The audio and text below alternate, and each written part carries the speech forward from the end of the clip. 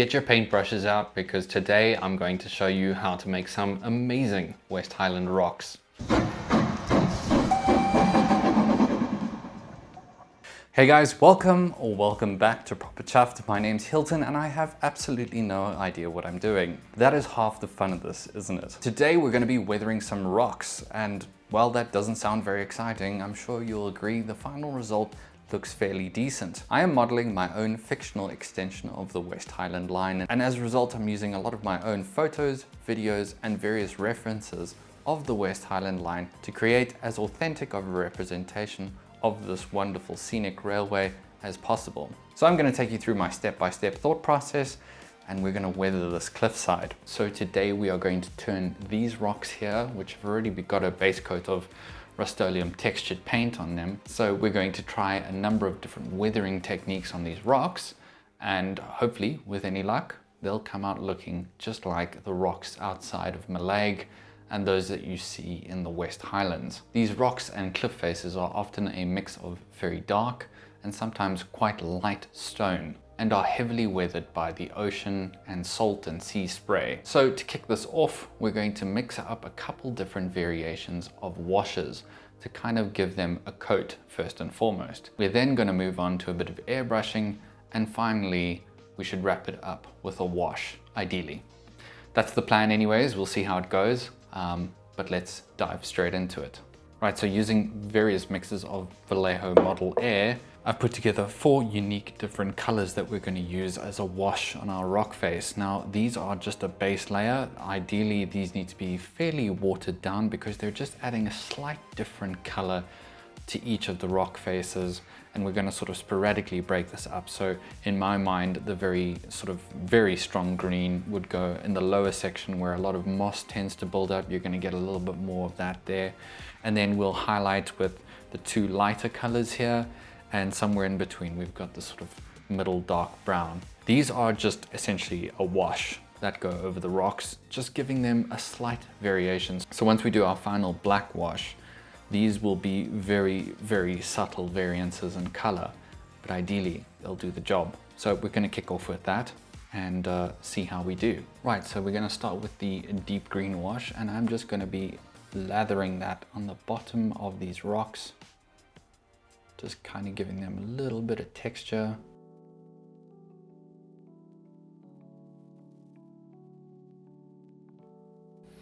We're ideally putting this in places where we think that moss would build up. This is not moss per se, it's just the illusion of it, or rather the inference of moisture on these rocks.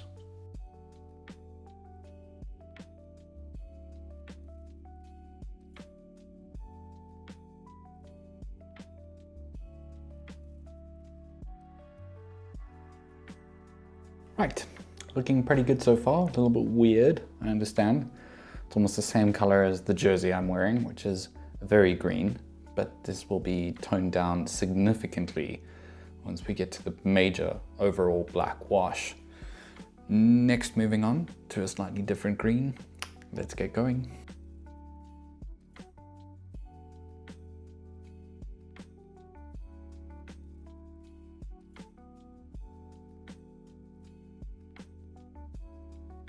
Okay, so I think you'd probably agree with me when I say that I think this is looking quite good now.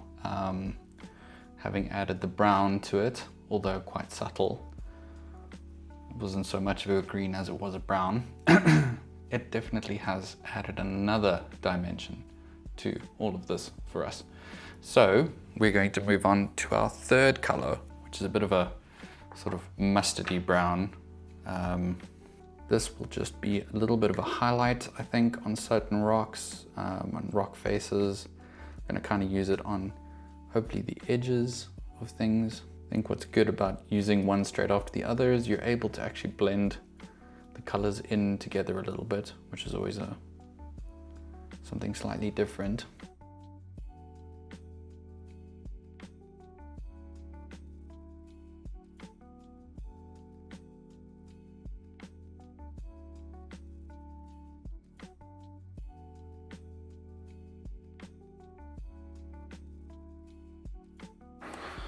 Okay, and we're on to our final color, which is the white mix. Bit of a sandy color to it. I'm actually going to add a little bit more to this because I want it to go quite far. Okay, cool. So this is really going to sort of like start highlighting the edges of our rocks. Now we will obviously still do a bit of a dry brush on these, but these are going to start kind of, you can see how stark that is. See, what you want to do is kind of highlight points where rocks would jut out and be a little bit more exposed to the elements and sea salt.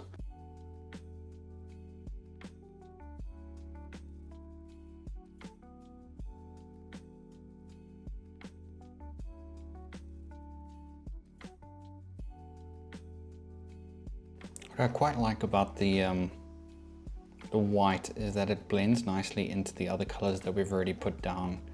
So it kind of gives them almost new colors as it sort of dissolves into them. And I know it looks ridiculous right now, but it will be toned down, and I promise you it's gonna look pretty good. Looks like I've just poured a vanilla milkshake all over my layout. Okay, now I'd like to introduce you to the art of the tone down. So what I've got here is some acrylic thinners and a fairly big brush. And what I'm going to be doing here is just winding this all back a little bit.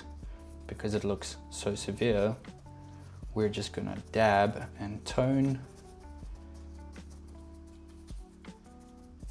We're also going to get rid of any major streak marks because we don't want those. It's fairly important to do this while the paint is, you know, still in the drying process, because otherwise it's pretty difficult to work with. But we're just really gonna blend up these colors a little bit more now. And with that, we're pretty much done with the sort of preparation phase for the wash. Now I need to let this dry, and then we will get on to doing a full-blown wash on it, because we don't want to rub off the colors immediately right now by doing the wash. But hopefully you can kind of see the method and the madness. You know, you got a very sort of broad range of colors here now, so hopefully that makes a lot of sense to you guys. So let's wait for this to dry. I'm really excited because I love the way this is looking right now. Okay, so I've been thinking about this. I want to try something a little bit different. There are certain areas on this rock face that I feel need to be darkened a little bit. So I have an idea. Instead of using a wash to darken those areas, I'll still be doing my wash at the end of this, but instead of doing a wash, I'm going to use Vallejo's pigments. This is a powder, and I'm going to sort of dip it in some watered down acrylics, and then just dab it onto certain parts of rock faces where I feel like it needs to just be a little bit darker. So let's do that and see how it looks. I mean, this is all about experimenting, so let's have some fun while we're at it. And if we bugger it up, well, then we do.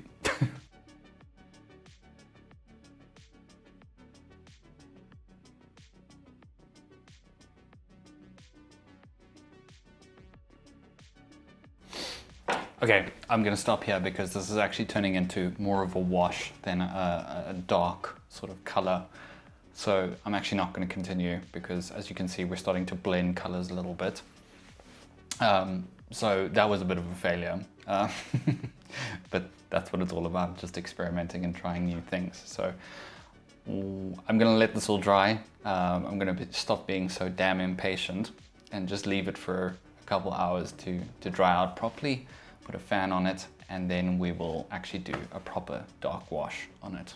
So change of plans, I decided to instead airbrush this. I used a very dark gray from Vallejo and just decided to accent some of the rocks and darker spaces using the airbrush, and I think this actually did the trick with what I was actually looking for with that original pigment mix. I also used a very light color in the airbrush, a very, very light gray. My idea here is that I'm accenting the one side of the rock, which is probably a little bit less exposed with the dark colors, and the side that's a bit more battered by the weather gets a slightly lighter color. So you've kind of got that nice contrast between the two. And now we're moving on to the wash. I've mixed up a very, very dark black wash, and I'm going to cover our rock faces in this stuff. It's fairly important to make sure that this is the right sort of lightness. You don't want it to be too dark, otherwise you will literally be painting the rocks as opposed to washing them. So a couple variations, and I finally found my groove with the right kind of mix. All you need to do is just dab your wash over the rocks, basically give it a coat. And you can always tone this back down, back to a lighter color. You can use a little bit of tissue paper, but ideally this flows between the cracks of the rocks and just highlights them and accentuates those small little details. And now we are on to dry brushing. This is a very simple technique. All you need to do is dab a little bit of your acrylic or whatever paint you're using, tone it way down to a point where it's almost basically dry. And then all you need to do is brush across the tops of each of the rocks, and it really just makes them pop out and stand out.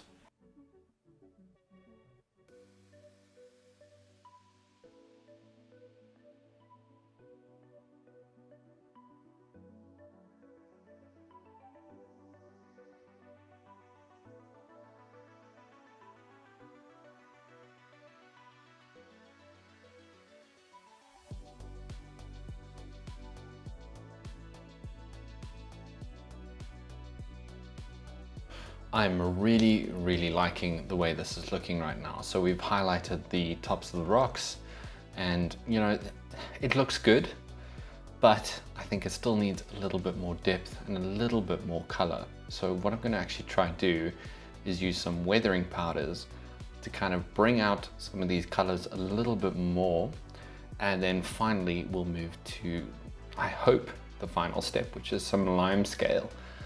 But let's do some weathering powders. I've got two sort of no-name brand weathering powders here. I've got a sort of light and a dark brown, and I'm going to actually just dip my dry paintbrush, I should say, not wet.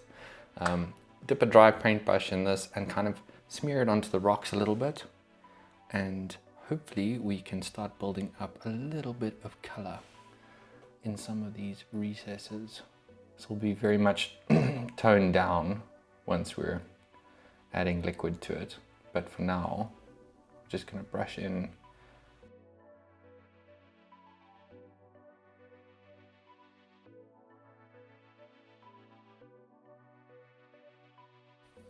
I'm basically looking for anywhere where potentially mud would run down from the upper hill and gather on the rocks as time passes. That's kind of the idea behind it.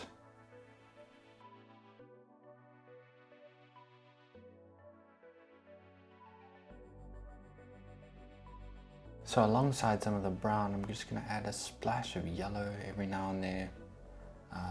Nothing too excessive, just to give it a little different color.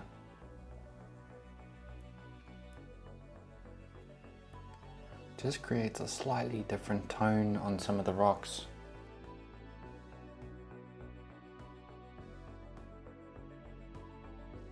You want to sort of press these into the rocks. Colors sort of stick better once you apply a little bit more pressure and input, then the colors kind of lock in to the surface of the rocks. Always found weathering powders very like hit and miss for me. I don't think I use them particularly well, but we're making a go of it. And I suspect once we water this down a little bit, it'll start looking a little bit more acceptable.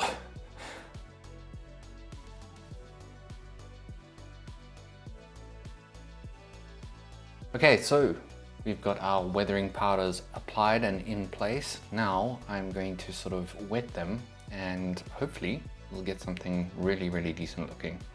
If not, it's back to the drawing board and we begin again. So for this step, I am just simply using acrylic thinners. I'm dipping my paintbrush in this, and we're just going to start sort of tapping this in Now that we've got the powders in place, we're going to start sort of wetting the area and helping those powders to kind of lock in to position a little bit.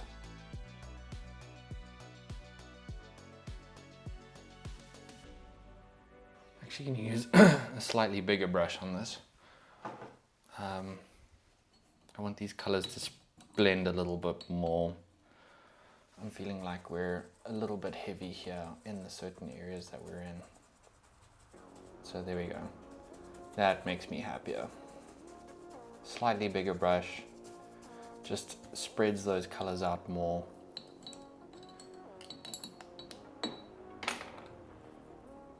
We don't want to go too crazy here. We just want these colors to sort of naturally sort of blend into the rocks. So I've got the fan on now, you might hear that in the background, but I'm just sort of drying this out a little bit. And as I'm doing so, I'm just kind of making sure that these colors don't come across as sort of too harsh at any one point. So I'm still using my acrylic thinners just to kind of dab this and spread it around a little bit so that we don't end up with these massive brown streaky areas, but just kind of highlighting contours and areas where mud might have fallen. I think it's probably the cleanest way of doing it. I don't want to overpower these rocks with brown.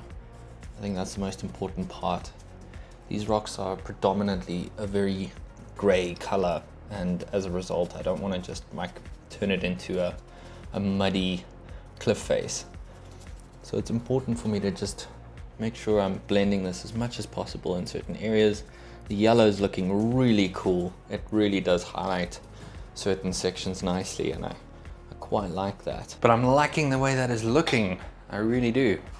Once it dries out, I'm gonna move on to the next and hopefully near final stage. Okay, so I'm pretty happy with how this is looking at this point. It's basically almost done, bar, you know, the shrubbery and sort of moss that we might add a little bit later. But there's one thing that I noticed that is missing, and that is lichen.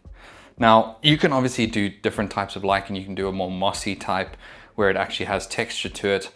And I'm thinking of doing that a little bit later across the rocks. However, I do want to create that sort of very dry, white, almost lime green lichen that sort of spots rocks all over, you know, where it's dry and they're exposed to wind and rain over the seasons. So what I've done is I've created a little bit of a mix of a sort of like light lime sort of color.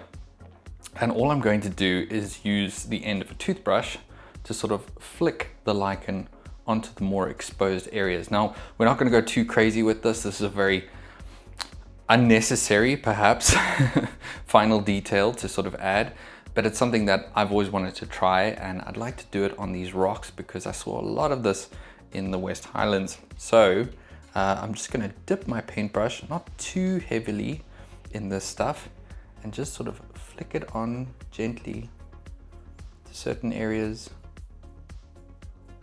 adding a little bit more sort of texture to these exposed rock faces. And because I'm using a slightly more damp surface, the rock's still drying, this fades in fairly nicely into the color palette.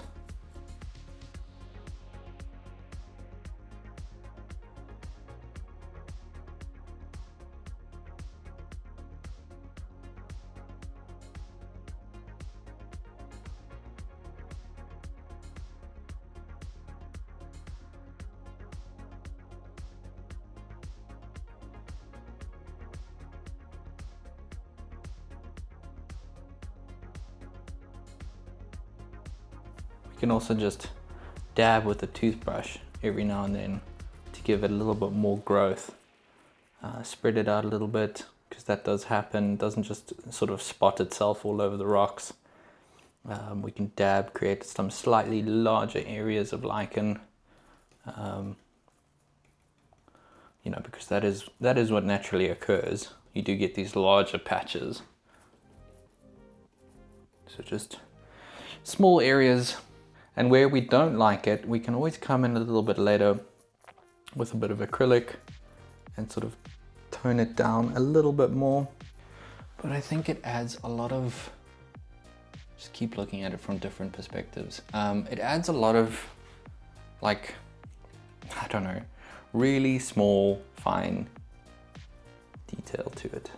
So there you have it. I think we're pretty much done. And to be honest with you, happier with the result than I was expecting. There are a couple things that need to be added to obviously just sort of finish it off and round off the entire cliff face. One of those being foliage. Of course, we need some tundra, some roughage and bushes all across the side of the cliff there to really tie it all together. But that is an episode for a later date, as I won't be touching that sort of stuff for a while yet. First, I need to finish off all the other rock faces. I mean, this took me a week, but you know, I've got all the other ones to do still, and I need to start doing the rocks on top of the mountain at some point soon. So I've got all that to do first before we get anywhere near anything green and bushy. Regardless, I hope this was super helpful. I hope it kind of gave you some ideas for what you could do with some of your own weathering of rocks like this. I'm no expert, but I think I've pulled off a semi-decent rock face here. Hopefully it sort of fits the bill of exactly what I'm going for. You know, using a lot of reference images for this. And I think that's so important, is that wherever you're modeling, you need to make sure that you're constantly checking your references and making sure that you're trying to mirror that as best as possible. And if you do that, you can't really go wrong. Honestly, this sort of thing is a lot easier than it looks. You just need to be brave, dig in, and start mucking around. There is no such thing as a point of no return with something like this. You can always restart by spraying over and beginning again. Now, to finish up as I sign off, I think let's just run a couple trains past this magnificent cliffside and take in some views. But until I see you next time, keep your engines fired and stay on track. All the best. As always, I just want to thank my Westies. Your ongoing support of the channel really does mean so much to me. So thank you to Annie, Mystic Brick, Simon Thompson, Bill from 3B Rail, Jersey Bill, yes, we have another Bill, Tony from Choberton Junction, Derek L, James from the Little Western Model Railway, Dan from Pedantic Mongrels Railway Channel, Morizo, Rob from the Kiln Line, Joachim Bengston, Clagfest, and my dear friend Mac David. Thank you all so much for your support. I really do appreciate it.